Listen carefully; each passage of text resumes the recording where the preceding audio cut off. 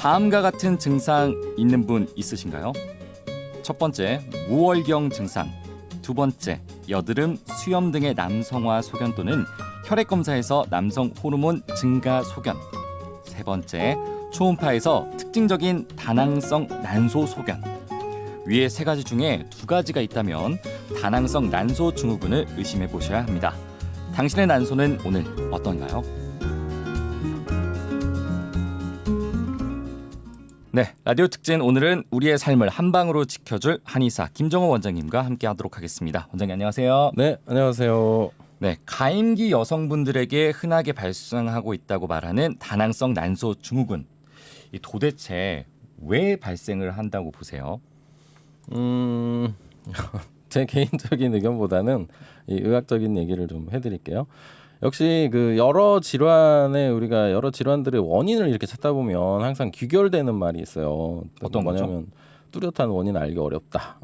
많은 질환들이 그렇게 설명이 돼 있는데 우리가 이제 추측하기로는 유전적인 요인이 있을 것으로 보고 있고요. 또 기본적으로는 난소에서 분비하는 이런 호르몬들 간의 어떤 불균형이 이런 질환을 초래할 것이다. 또 뇌하수체에서 난소를 자극하는 그런 호르몬이 과다하게 분비되다 보니까 이 다발성의 난포가 형성이 되는데 거꾸로 이 난소는 오히려 배란을 하지 못하는 그런 상황에서 이 다낭성 난소 증후군이 발생된다고 보면 되겠습니다. 그런데 역시 이렇게 하면 사실 좀 잘 이해하기가 어려워요. 그럴 때는 이 우리 고전 한의학에서 설명하는 그런 원인들 또 그런 설명들을 우리가 들어보면 비교적 쉽게 이렇게 이해할 수 있는 경우가 있어서 어떤 한의학적인 얘기를 좀 해보도록 하겠습니다. 좋습니다. 한의학적으로 그렇다면은 봤을 때는 다낭성 난소 증후군 어떻게 다루고 있나요?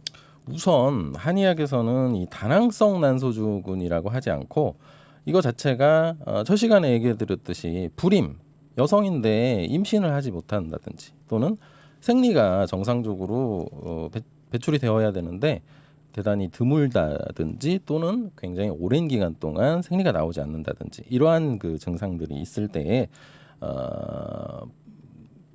우리가 보게 되는 그런 질환이기 때문에 이 불임이라든가 또는 생리를 하지 못하는 무월경에서 관찰하게 됩니다. 그러한 원인 중에 습담이라고 하는 원인의 유형에 가장 많이 속하는 것으로 보고 있어요.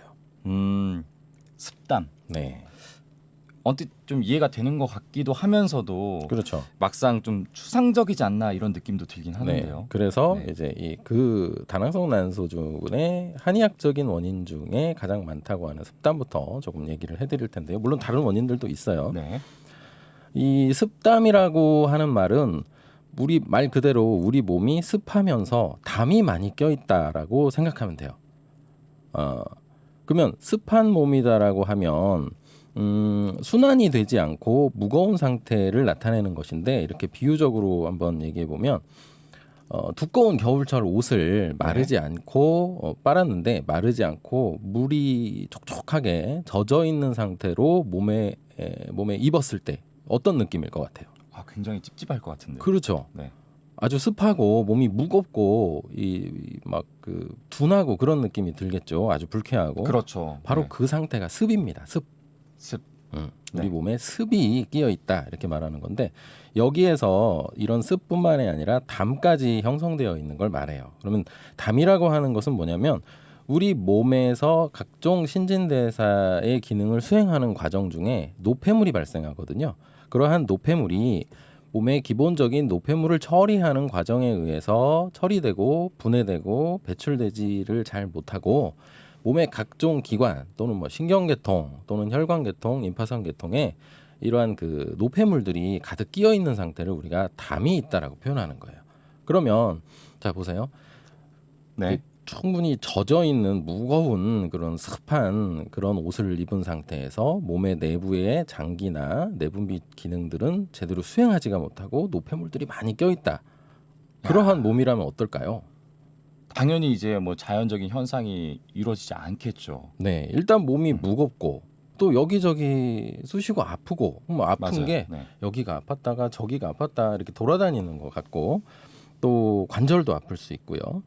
이렇게 담이라고 하는 것은 우리 몸의 각종 기능을 유지하고 또 밸런스를 조절해주는 이런 호르몬, 즉 내분비 기능에도 가장 많은 악영향을 끼치는 요소이기 때문에 이러한 상태에서 다낭성 난소증후군도 발생한다 이렇게 이해하시면 돼요. 그래서 처음에 말씀드렸듯이 어떤 비만한 여성이 생리가 잘 나오지 않고 또는 임신을 잘 하지 못하고 그러한 상태에다가 이제 내원해가지고 초음파 검진을 받았더니 다낭성 난소가 관찰된다 이런 경우 있다고 했죠. 네. 그런 경우가 바로 대표적으로 이 습담이 원인이 된 다낭성 난소증후군인 거예요. 야, 이렇게 말씀을 해주시니까 좀 이해가 되는 것 같습니다. 네. 그러니까 다낭성 난소증후군에 걸렸다라는 표현은 이제 몸에 습담의 기운이 있다. 네, 이렇게도 파악할 수 있겠네요. 그런 경우가 가장 많고 물론 그게 아닌 다른 원인들일 때도 다낭성 난소증후군은 발생할 수 있어요.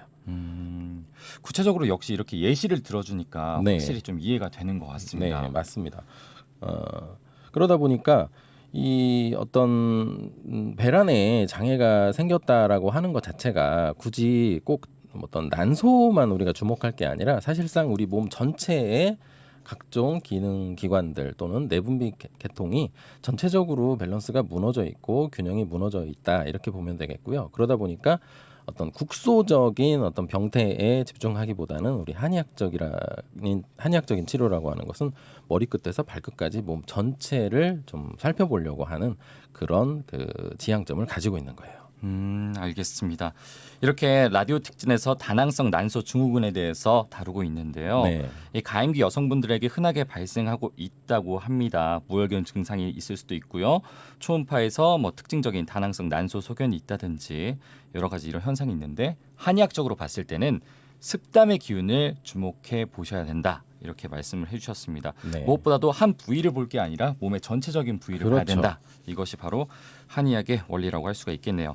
네, 전주 MBC 의학 프로그램 라디오 특진 언제든지 다시 보기가 가능합니다. 너튜브 검색창에 라디오 특진 또는 김정호 한의사를 검색하시면 다시 보기가 가능합니다. 궁금하신 점들은 전주 MBC 홈페이지 또는 SNS를 통해 자유롭게 물어보시면 저희가 방송을 통해서 답해 드리도록 하겠습니다. 네, 지금까지 서울여성한의원 한의학 박사 김정호 원장님과 함께했습니다. 원장님 오늘 말씀 고맙습니다. 네, 감사합니다.